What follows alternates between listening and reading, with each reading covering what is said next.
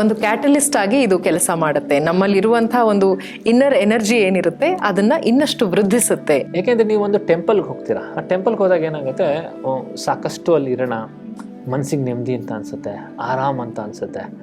ಆ ವಾತಾವರಣನ ನೀವು ಮನೇಲಿ ಸೃಷ್ಟಿ ಮಾಡಿ ಅನ್ನೋದೇ ನಮ್ಮ ಒಂದು ಉದ್ದೇಶ. ಯಾಕೆ ನಿತ್ಯ ಧೂಪ ಬಳಸಿ ಅಂತ ಹೇಳ್ತೀವಿ ಅಂದರೆ, ಆ ಒಂದು ಫೀಲ್ ಗುಡ್ ಫ್ಯಾಕ್ಟರ್ ಅಂತ ಏನು ಹೇಳ್ತೀವಿ, ಅದು ನಿಮ್ಮ ಮನೇಲಿ ಸೃಷ್ಟಿಯಾದಾಗ ನಿಮ್ಮ ಮನಸ್ಸು ಚೆನ್ನಾಗಿರುತ್ತೆ. ನಾವು ಟೆಂಪಲ್ಗೆ ಏನು ಹಾಕ್ತೀವಿ ಅಂದರೆ, ಕೆಲವರು ಡೈಲಿ ಹೋಗ್ತಾರೆ, ಒಂದು 5% ಜನ, ಇನ್ನು ಮಿಕ್ಕಿದವರೆಲ್ಲ ಯಾವಾಗ ಹುಣ್ಣಿಮೆ ಅಮಾವಾಸ್ಯೆಗೆ ಒಂದೊಂದ್ಸಲ ಹೋಗ್ತಾರೆ, ಎವ್ರಿ 15 days ಒನ್ಸು ರೀಚಾರ್ಜ್ ಮಾಡ್ಕೊಳ್ಳೋಕ್ಕೆ. ಸೊ ಮನೇನೇ ರೀಚಾರ್ಜ್ ಪಾಯಿಂಟು. ಅಲ್ಲಿ ಕರೆಕ್ಟಾಗಿ ರೀಚಾರ್ಜ್ ಆದಷ್ಟು ಬಳಸುವಂಥ ಒಂದು ಉತ್ಪನ್ನಗಳು ನಾವು ನೈಸರ್ಗಿಕತೆಗೆ ಏನಾಗುತ್ತೆ, ಅದೊಂದು ಲೆವೆಲ್ ಆಫ್ ಎಂಥೂಸಿಯಾಸಿಮು, ನಮ್ಮ ಪಾಸಿಟಿವಿಟಿನೇ ಬೇರೆ ಆಗುತ್ತೆ. ಯಾವಾಗ ಮನಸ್ಸು ಕರೆಕ್ಟಾಗಿರುತ್ತೆ, ನಮ್ಮ ಒಂದು ಮಾಡುವಂಥ ಕೆಲಸಗಳಲ್ಲಿ ನಮಗೆ ಯಶಸ್ಸು ಸಿಗ್ತಾ ಹೋಗುತ್ತೆ. ನಾವು ಅಂದ್ಕೊಂಡಿದ್ದನ್ನ ಸಾಧನೆ ಮಾಡೋದ್ರಲ್ಲಿ ಯಾವುದೇ ರೀತಿ ಸಮಸ್ಯೆ ಉಂಟಾಗಲ್ಲ ಅಂತ ಹೇಳ್ಬೋದು. ಈಗ ನಿತ್ಯ ಧೂಪದಲ್ಲಿ ಎಲ್ಲ ಒಂದು ವನಸಿರಿಗಳು ಇದೆ, ಔಷಧೀಯ ಗುಣಗಳು ಇರುವಂತಹ ಒಂದಷ್ಟು ಸುಗಂಧ ದ್ರವ್ಯಗಳಿಂದ ಇದನ್ನ ಮಾಡಲಾಗಿದೆ. ಪ್ಯೂರ್ ಎಸೆನ್ಸ್ ಇದೆ ಇದರಲ್ಲಿ ಅಂತ ಹೇಳಿದ್ರಿ.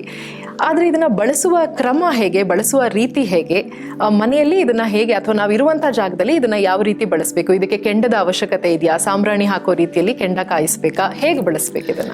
ಈ ನಿತ್ಯ ಧೂಪ ಬಳಸೋದು ಅತ್ಯಂತ ಸುಲಭ ಅಂತ ಹೇಳ್ಬೋದು. ನಿಮಗೆ ಸರಿಸುಮಾರು ಒಂದು 15ರಿಂದ 20 ಸೆಕೆಂಡಲ್ಲಿ ಧೂಪನ ಮಾಡ್ಕೋಬಹುದು. ಸೊ ಯಾಕೆಂದ್ರೆ ನಾವು ದೇವ್ರಿಗೋಸ್ಕರ ಎಷ್ಟೊಂದು ಸಮಯನ ನಾವು ಇನ್ವೆಸ್ಟ್ ಮಾಡ್ತೀವಿ. ಧೂಪ ಹಚ್ಚಲಿಕ್ಕೆ ಒಂದು 15-20 ಸೆಕೆಂಡ್ ಎಕ್ಸ್ಟ್ರಾ ಸ್ಪೆಂಡ್ ಮಾಡಿದ್ರೆ ನಿಮಗೆ ಅದರಿಂದ ಪರಿಣಾಮಕಾರಿಯಾದ ರಿಸಲ್ಟ್ ಸಿಗ್ತಾ ಹೋಗುತ್ತೆ. ಈ ಒಂದು ಧೂಪದಲ್ಲಿ ಡಬಲ್ ಬೆನಿಫಿಟ್ ಇದೆ. ಏನು, ನೀವು ಕೆಂಡ ಬಳಸ್ತೀರಾ, ಕೆಂಡಕ್ಕೂ ಹಾಕ್ಬೋದು.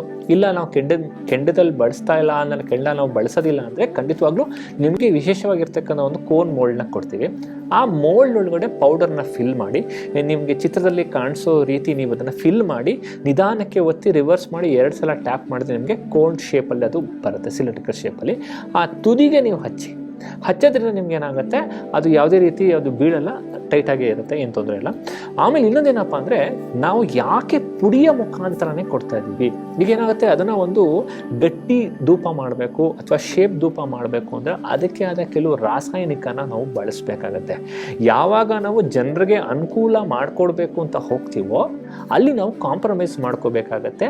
ಹಾಗಾಗಿ ನಾವು ರಾಸಾಯನಿಕ ಬಳಸದೆ ಶುದ್ಧವಾದ ಮರದ ತೊಗಟೆಯ ಪುಡಿಗಳ ಮಿಶ್ರಣದ ಈ ನಿತ್ಯ ಧೂಪ ಏನಿದೆ ಅದನ್ನು ಮೋಲ್ಡ್ ಮೂಲಕ ನೀವು ಬಳಸೋದ್ರಿಂದ ಶುದ್ಧತೆಗೆ ಯಾವುದೇ ರೀತಿ ಧಕ್ಕೆ ಆಗಲ್ಲ.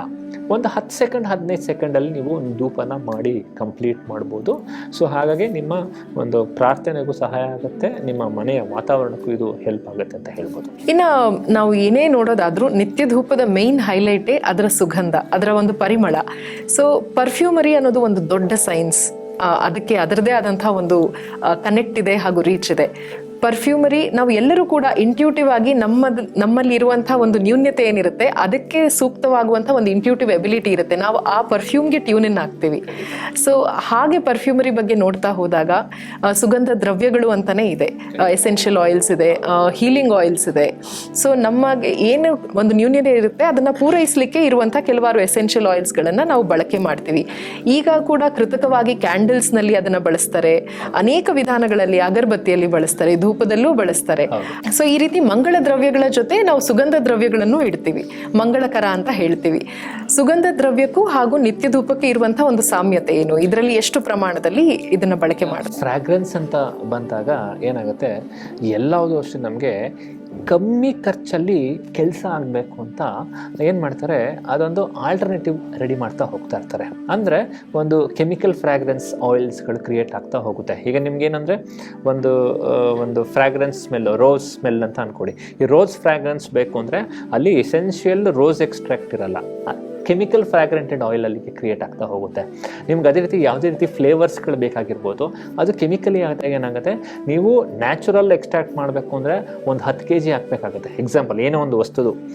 ಆದರೆ ಕೆಮಿಕಲ್ ಆದರೆ ಒಂದು 5 ml 10 ml ಹಾಕಿದ್ರೆ 10 kg ಕೊಡೋಷ್ಟು ಏನು ಫ್ರಾಗ್ರೆನ್ಸು ಇಲ್ಲಿ ಸಿಗುತ್ತೆ. ಅಂದರೆ ಫ್ರಾಗ್ರೆನ್ಸ್ ಮಾಡ್ತಾ ಬರುತ್ತೆ, ಆದರೆ ಪಾಸಿಟಿವಿಟಿ ಬರಲ್ಲ. ನಾವೇನು ಅನ್ಕೋತೀವಿ, ಫ್ರಾಗ್ರೆನ್ಸ್ ಬಂದರೆ ಪಾಸಿಟಿವ್ ಅಲ್ಲ. ಆ್ಯಕ್ಚುಲಿ ಫ್ರಾಗ್ರೆನ್ಸ್ ಇರಬೇಕು, ಅದು ನ್ಯಾಚುರಲ್ ಆಗಿರಬೇಕು, ಯಾವುದೇ ರೀತಿ ಕೃತಕ ರಾಸಾಯನಿಕ ಇರಬಾರ್ದು. ಈಗ ನಾವು ದೇವ್ರಿಗೆ ಏನು ಮಾಡ್ತೀವಿ, ಗಂಧವನ್ನು ತೇಯ್ತೀವಿ, ತೆಯ್ದು ಹಚ್ತೀವಿ. ಈಗ ಅದಕ್ಕೆ ಆಲ್ಟರ್ನೇಟಿವ್ ಆಗಿ ಕೆಮಿಕಲ್ ಟ್ಯಾಬ್ಲೆಟೇ ಬಂದ್ಬಿಟ್ಟಿದೆ. ಯಾರು ತೆಯ್ಯೋರು ಅದಕ್ಕೆ ನೀರು ಹಾಕ್ಬಿಟ್ಟು ಹಾಗೆ ಮಾಡ್ತಾರೆ. ಸೊ ಹಾಗಾಗಿ ಏನಾಗುತ್ತೆ, ಒಂದೊಂದೇ ನಮ್ಮ ಮನುಷ್ಯನ ಒಂದು ಸೋಂಬೇರಿತನದಿಂದ ಏನಾಗ್ತಾ ಇದೆ ಅಂದರೆ ಕೃತಕಕ್ಕೆ ನಾವು ಜಾಸ್ತಿ ಅಡಿಕ್ಟ್ ಆಗ್ತಾ ಇದ್ದೀವಿ. ಹಾಗಾಗಿ ಹೆಚ್ಚು ನಮ್ಮ ಆರೋಗ್ಯದ ಮೇಲೆ ಪರಿಣಾಮ ಬೀರಿ ಡಾಕ್ಟ್ರಿಗೆ ಹೆಚ್ಚು ಖರ್ಚು ಮಾಡುವಂಥ ಒಂದು ಪರಿಸ್ಥಿತಿ ನಿರ್ಮಾಣ ಆಗಿದೆ ಅಂತಲೇ ಹೇಳ್ಬೋದು. ಸೊ ಅದಕ್ಕೆ ನಾವೇನು ಮಾಡ್ತೀವಿ, ಎಸ್ಪೆಷಲಿ ಮನೇಲಿರ್ತಕ್ಕಂಥ ವಸ್ತುಗಳು ಯಾವತ್ತೂ ನ್ಯಾಚುರಲಿಸ್ಟಿಕ್ ಆಗಿದ್ದಷ್ಟು ನಮಗೆ ಒಳ್ಳೆಯದು ಅಂತ ಹೇಳ್ಬೋದು. ಓಕೆ, ಸೊ ಸಂಪೂರ್ಣವಾಗಿ ನೈಸರ್ಗಿಕವಾಗಿರುತ್ತೆ. ಸೊ ಎಲ್ಲ ವಿಧಾನದಲ್ಲೂ ಯಾವುದೇ ಒಂದು ಅಡ್ಡ ಪರಿಣಾಮಗಳು ಇರೋದಿಲ್ಲ, ಕೃತಕವಾದಂಥ ಯಾವುದೇ ಅಂಶ ಇಲ್ಲ. ಸೊ ನಿಸ್ಸಂದೇಹವಾಗಿ ನಿಸ್ಸಂಶಯವಾಗಿ ಈ ವಿಧಾನವಾದ ಯಾವುದೇ ಒಂದು ವಸ್ತುಗಳು ಇದ್ದದ್ದು ಇದಕ್ಕೆ ಸಿಗ್ತಾ ಇದೆ ಅಂದರೆ ನೀವು ಜಸ್ಟ್ ಯೋಚನೆ ಮಾಡಬೇಕಾಗತ್ತೆ. ಇದು ನ್ಯಾಚುರಲ್ ಆಗಿ ಒರಿಜಿನಲ್ ಅಲ್ಲೇ ಹಾಕಿದಾಗ, ನೀವು ಆಗಲೇ ಎಣ್ಣೆ ಬಗ್ಗೆ ಹೇಳಿದ್ರೆ, ಸೊ ಒಂದು 10 ಲೀಟ್ರು ಕಡಲೆಕಾಯಿ ಮಾಡಬೇಕಂದ್ರೆ ಎಷ್ಟು kg ಹಾಕ್ಬೇಕಾಗತ್ತೆ, ಇದು ನಮ್ಮ ಕ್ಯಾಲ್ಕುಲೇಷನ್ಸ್ ಇರುತ್ತೆ.